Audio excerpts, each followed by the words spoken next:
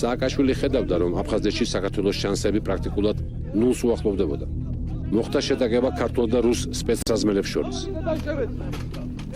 2006 წელს დაკვირვებული თვალი მარტივად აღმოაჩენდა, რომ იქ იყო რაღაც ომამდე უკუთვლის მსგავსი.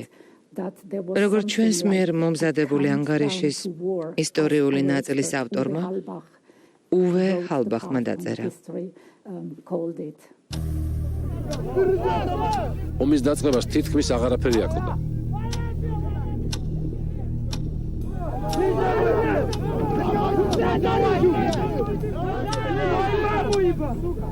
Передайте вашему генералу, господину Чабану, что объявляю его нежелательной персоной в Грузии. В ближайшие дни он пусть покинет территорию Грузии.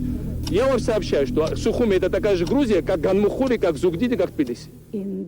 საქართველოს რუსეთის ურთიერთობებში ჩვენ ნათლად ხედავდით იმის მაგივრად, რომ მდგომარეობის დამშვიდების მცდელობები ყოფილიყო, ადგილი ჰქონდა ერთგვარ პინგ-პონგს რიტორიკაში, არც თუ მეგობრულ რიტორიკაში, რომელმაც შეუწყო ხელი მდგომარეობის ესკალაციას.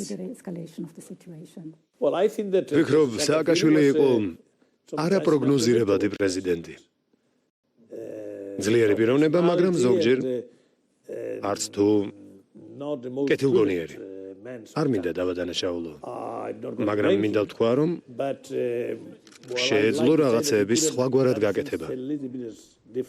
მას ძალიან უყვარდა ფაქტები და უყვარდა გადაწყვეტილებების მიღება ფაქტებიდან გამომდინარე. თუმცა ხანდახან საჭიროა იყო უფრო მახვილგონიერი იმ საკითხებთან მიმართებაში, რომლებიც დაკავშირებულია საერთაშორისო თანამეგობრობასთან. მაშინ, როდესაც სხვებმა უნდა მოგცენ ის, რაც გინდა, არ უნდა ეცადო მათ დავალდებულებას. რადგან ადამიანებს არ უყვართ, როდესაც ზეწოლას განიცდიან. და პრეზიდენტი ამას მეტნაკლებად ცდილობდა.